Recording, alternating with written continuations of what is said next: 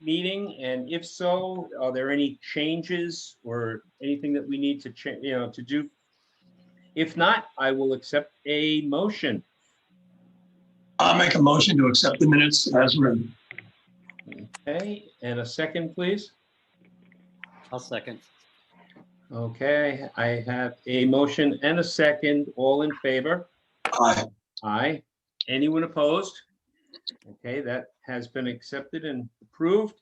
Portfolio review, Martha Lane, you're on. Good afternoon. Thank you, John. Sure. We do have a couple of past due accounts. Let's see, 7-Eleven CR3, that's the Pond Restaurant. They actually have sent in their payments for January, so they're caught up. Brown's Car Sales is in arrears. They had promised they would send us a check last Monday. We haven't seen it yet, and I got a hold of one of the principals today to find out where they are. And let's see, I think I saw one more. Hudson Clothier, I have also emailed her and asked her to send us that payment. Haven't heard back from her yet, but I may just wander down the street and pop in there to see how she is doing. Okay, so the first two, Brown's Car and the Pond are CEDC, and then Brown's Car and Hudson Clothier and the Pond are SDA. And there is one more showing in arrears here, and Oh, yeah. that's Tivoli Farm, but they have made their payment for January as well. Okay, great. Anybody have any questions about that portfolio review? Okay, Martha, did you want to report on Angelo? that would be, We have been working with Joe Angelo for many months, as you know. We haven't received a payment in over a year since he closed his business. He now has a tenant in the building. They still haven't signed a long-term lease, but they're getting close, and they did in fact start paying rent, and we received our first payment today. Joe had let us know that he just wanted to pick up where he left off.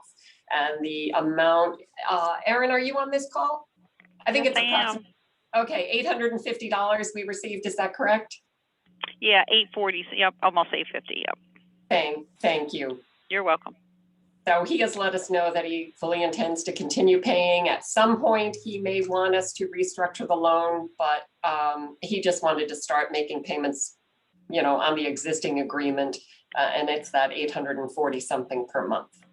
How many payments is in arrears? Erin, do you have that at your fingertips? Oh, it's a little over a year. Thank you. Okay, so, yeah, so, We are behind the TD Bank, but there appears to be adequate equity in the property, depending on what they do. And there is a due on sale clause in the right. So he's about $10,000 in arrears? That sounds Yeah. about right. If he had stuck with his schedule, he would have paid off the loan in January of this year. Oh, so what's the balance due? 28,000. We've added on some past due interest and fees. Okay, so do we have to do anything just to protect ourselves? I defer to our legal counsel here, to Andy, to, if we accept a payment, do we have to do anything to just perfect or preserve our interest here, or do we have to modify or extend the loan? Is there anything that we should be doing in that regard? I think at this point, taking the payment would make the most sense. We haven't commenced formal litigation, so. No, and we don't want to, but I'm just Right. saying, do we have him acknowledge? I don't know, maybe it's not necessary. Does he stay in contact with you, Martha? Yes. Oh, yes. Who's this we're talking about? Joe Angelo's distribution. Angelo's. Oh, Joe, okay. And I want to thank Erin and Martha for their diligence and working with Joe and keeping the lines of communication open, but still pointing out to him at appropriate intervals how much he owed us. And I think this is $10,000 that we had budgeted for under grant income last year, and obviously we're excited that we may recoup it this year. But I do think Seth brings up a good point. I think as these payments are made, what we should at the very least do is document what's been paid, what is left, where he resides, only because we could prepare a forbearance. That's my concern is we're then going to immediately not Right. have it follow. But your point about documenting it so there's no question what the trail has been, I think is important. Well, and also, you know, how these things work. I'm not implying bad faith on his part, but he's going to at some point say, well, you know, this is really what I owe. And then you say, well, no, I mean, you had penalties or late fees. Right. So it's just a matter of clarifying that for him. We did actually ask Andy to send a demand letter in November, and he did that, and that outlined the amount that was owed at that time. Okay. Okay. Okay. Martha, do we typically send statements? We do. Aaron, how are we handling Angelo's? That is the one loan that is not in our down home loan software because it was a grant, and it's just treated a little bit differently than a typical loan. Yeah, I don't know. I was thinking about that today after I made the deposit, because that also has to have entries made on the books, which has deferred revenue and everything. I guess the only option is to just do a manual one and send it to him. Manual monthly invoices. He has us set up on auto pay through Bank of Greene County, but I Right. think we're sending Right. Monthly invoices. Let's figure something out, Aaron. Yep. Okay, since we went through the loan report, the portfolio review, I'm gonna need a motion to accept that. So moved. And a second, please. Second. Thank you. I have a motion and a second. All in favor? Aye. Aye. Anyone opposed? Okay, that's been approved. Martha, we're gonna keep you on board and let you start with your the two loan Sure. requests. Okay, I'm going to talk about ROI Digital Consulting, and then Lauren will tackle Bodega Aguila Real. ROI is owned by Kevin Mullaney, and he actually came to us. He heard an interview. I was interviewed by Randall Martin on WGXC radio, and apparently Kevin is friends with Randall. So he called the very next day to find out if he might qualify for a loan. 2 years ago, he started ROI Digital Consulting, which is an online marketing platform with automated responses, and it's designed to help small business owners gather email addresses, send emails to potential clients, and automate their responses to their customers. And he started to gain some traction at the end of 2019. He sent us a list of paying clients, of which there were maybe a dozen. We knew Chatham Brewing was one of his clients, and he was successful. Apparently, if you engaged with his firm, Chatham Brewing would send digital coupons, as it were, to customers, and they would then come into the business, and the business would know that they had responded to Kevin's outreach. Once COVID shut down the restaurants, he really had to rethink his strategy. Now he plans to engage with a high-level, I think it's called high-level software, and they will help him generate leads, not only locally, but throughout New York State. And in fact, they could be throughout the county, or the country rather. And then he will engage with those clients and hopefully sign them up for his automated response software. So it's a relatively simple plan that he has. When he came to us, though, he did not have a real sense of how much money he might be able to make. And we engaged Brian Zweig to work with him to develop financial projections. Brian thought that they were reasonable. He thought the plan was reasonable. As I discussed with Mike, this is a character loan. It's a $15,000 rapid recovery loan.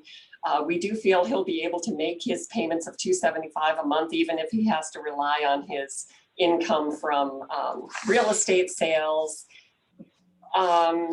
We will also continue to work with Kevin to help him stay focused on his numbers. And Brian has agreed that he would engage with him either monthly or quarterly, depending on what we ask him to do, so that we can see if Kevin is staying on track.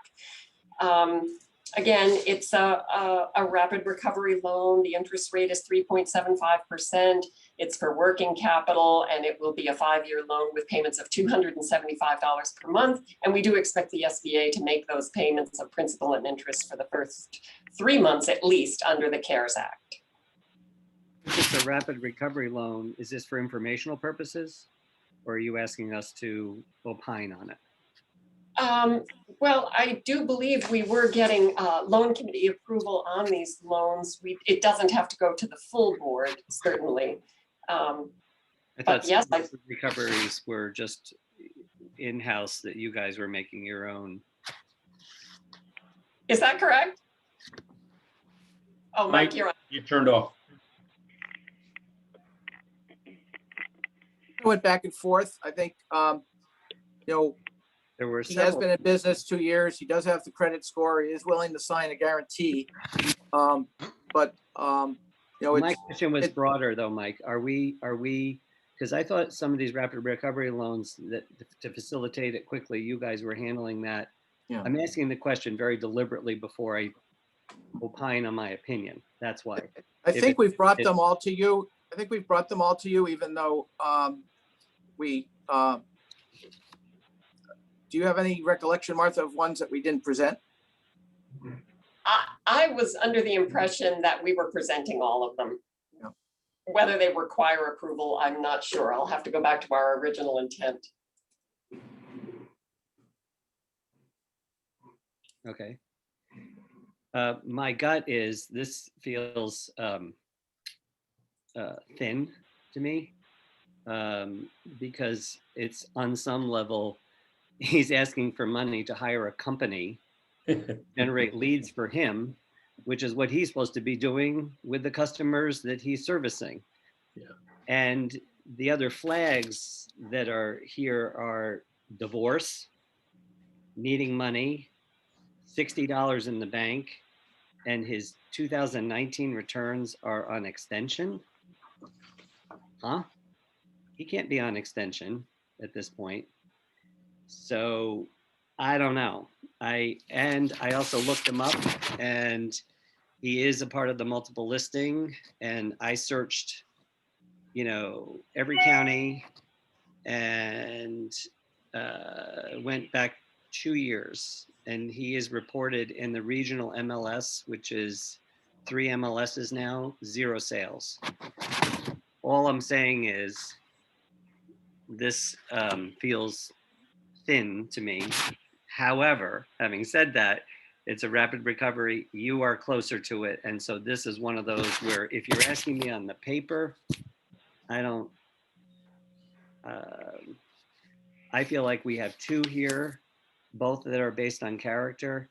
And the other one is like, I read it once and thought, yes, I get it. I see so many things that make sense on this other one, which is also not a financial led application. I don't quite see it on this, but again, I defer to the Well, group. I think we could go back and tell him he's got to at least get us his tax returns from 19. I think that, Martha, I guess on the flip side, I think we also looked at this. It's a $275,000 or $275 a month payment. Right. And Right. that, when we were dealing with some other clients where we had to have heart to heart about them closing their business and paying us, I mean, it was going to be $800 or $900 a month, but I guess we felt that it was worth the risk. How would you like to handle it, Martha? Well, On your conversations with him? I let Kevin know that the tax returns would be an issue, and I don't think it would be inappropriate to tell him we have to wait until he has filed those returns. I'm not sure that he will. He's past extension. Yeah, he is past extension. I don't think he's going to owe any money, but I believe he should still file his return. Yes, he's had a very, very slow year and he has no money in the bank, and he is really interested in getting this loan and getting his business kickstarted. I don't know that we've ever made a loan like this, and there really are no assets. Okay. I think we're just going to have to really hold his hand and really hope. He has been very responsive. He sounds sincere. He got a thumbs up from Randall Martin, and I guess I've decided this one is worth the risk, but I agree it's a risk. Okay. Martha, do we know how much it's going to cost him to contract with High Level Software? Yes, that is in the financials. I think it starts at $1,200 a month, and it actually builds up. If they're successful getting him leads, then they start charging more. It would be $25,000 in the first year total. So he anticipates generating revenue to continue to pay them. How does he exist in paying his rent and all the normal everyday expenses when he has, what do you have, $50 in his account? Well, that's his business bank account.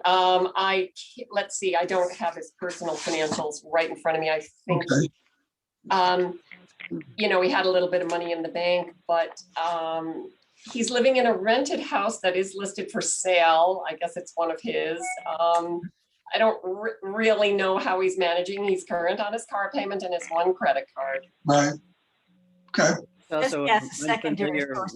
with the need for these services. I don't know. I beg your pardon? I'm unfamiliar with the need for these services because I know that it's kind of a competitive world of, these are the kinds of things I think that there are big companies that come in and say, let me automate your computer, let me generate leads, let me do this and let me do that. So, and I'm a little unclear as to whether or not he's hired or he's being hired to generate leads, or is he hired to automate their responses to emails to them, where they do promotional, emails.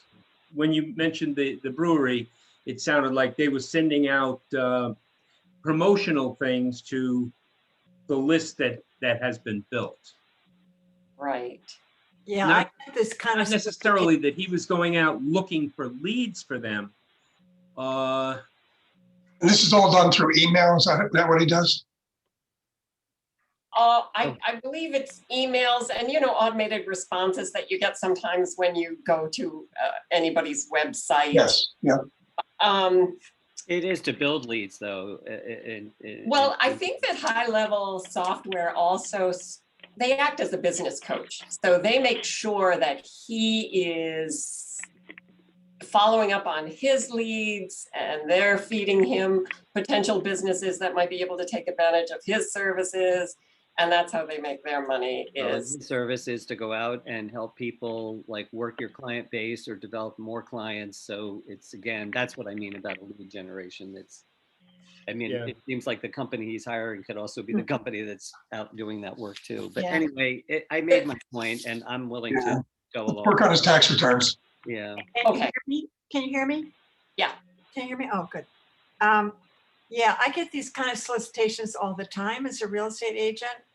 And they're kind of like this middleman that somebody's got a hot idea and it's going to make you so much more money. And I think they're all not worth the paper they're written on. Yeah. So this is probably losing the money, but if we've got it to give away, Maybe not. and Martha, if you want to give them a chance.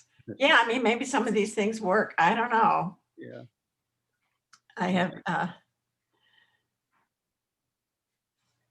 it's a competitive world out there, but It is. It's a tough one right now with the COVID.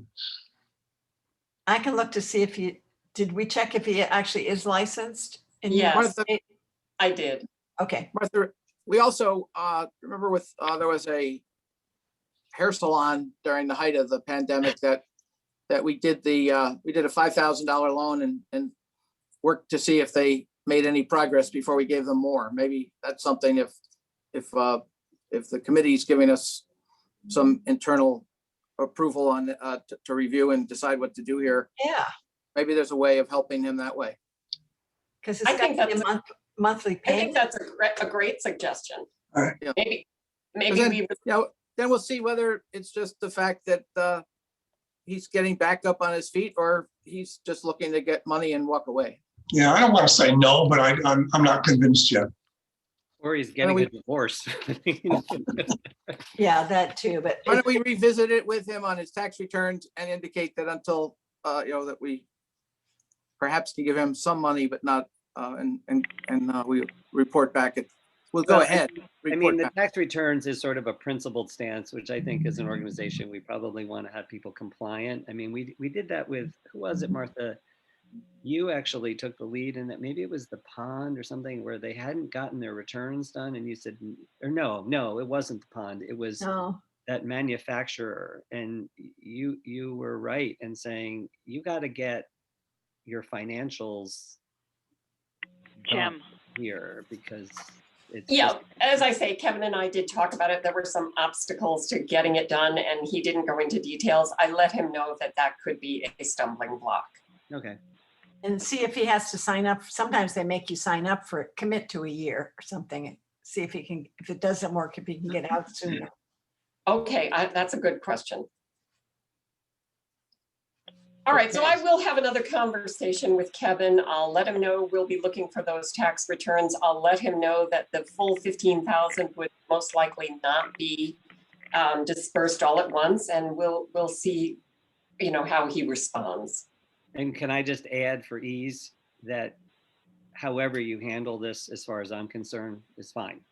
So you don't need to like come back Yeah. with a $15,000 loan. If you want to bifurcate it, if you want to add a whatever, in my opinion, you have the expertise to just go and handle this. I'll not second that. alone. Okay, thank you. Okay, anybody have a problem I with that? agree. Okay, fine. Then we have a motion and a second to put it back in Martha's hands, capable hands. And we'll move on to Lauren if you don't mind. Great, thank you. Yes, so Bodega Aguila Real is a business that's being launched by Cecile Ruiz and her family at the 700 block of Columbia Street in Hudson. You may have noticed it driving by. And this bodega brings something unique to the city of Hudson, which is authentic Hispanic groceries and cuisine at accessible prices. Cecile really saw an opportunity, and that's that the Hispanic community, it's growing in and around Hudson.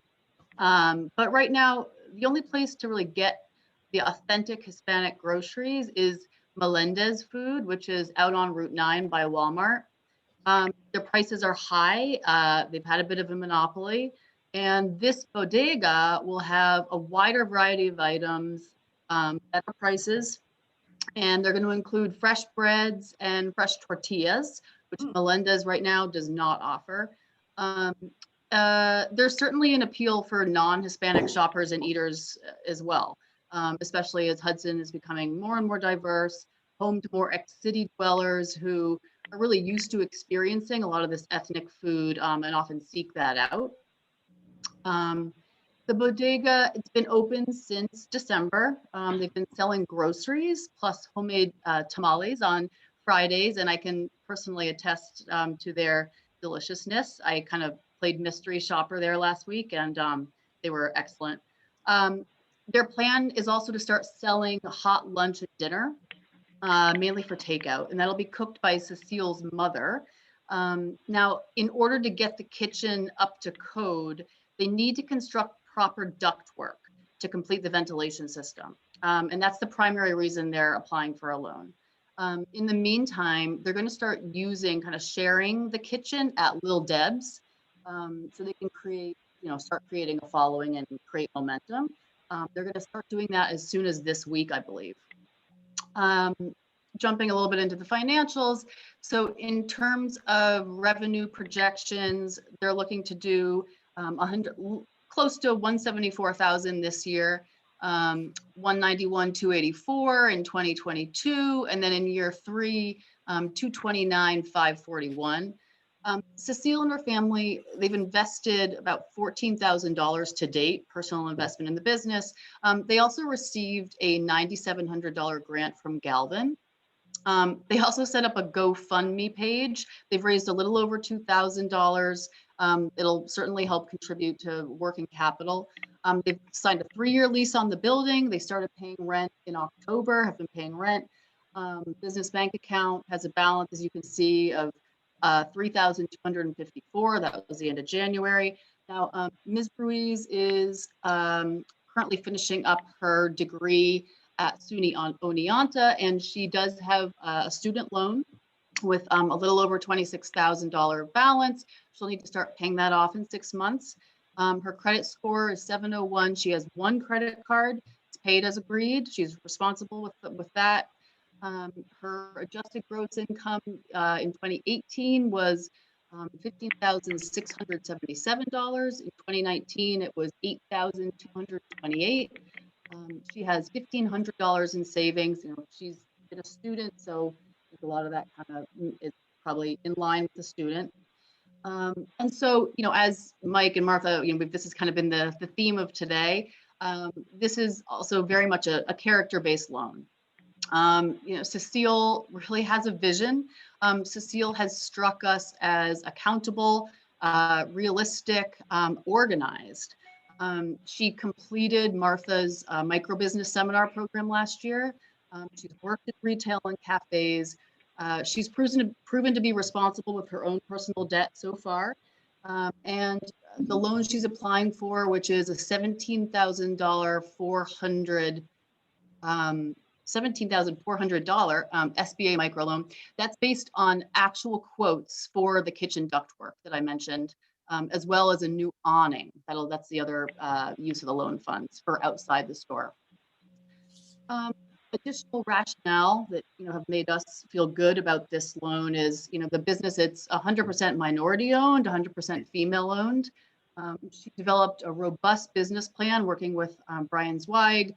She's got this competitive pricing strategy that you may have read through for each of her kind of grocery categories and items. Cecile and her family, they're well connected in the Hispanic community. They can leverage word of mouth, which goes a long way. Their relationships at schools and at church, and also a smart use of social media, which she's already started doing.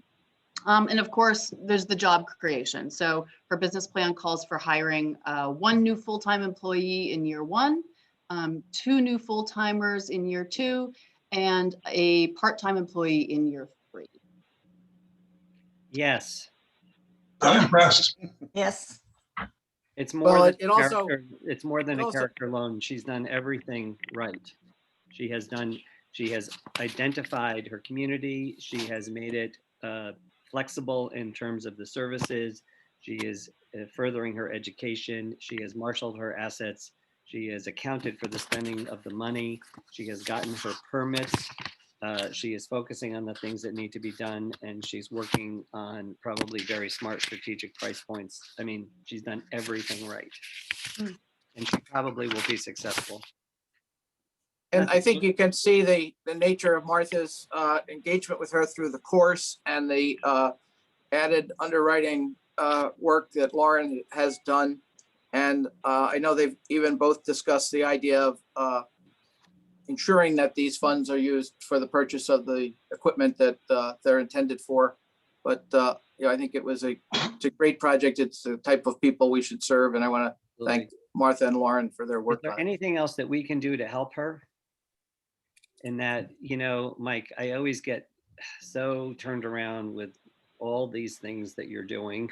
I just can't keep it straight. You have, you know, so many things that you're stimulating, but there was like, I don't know. I know she got a grant from Calvan, but there was another program that he was going to be doing lending.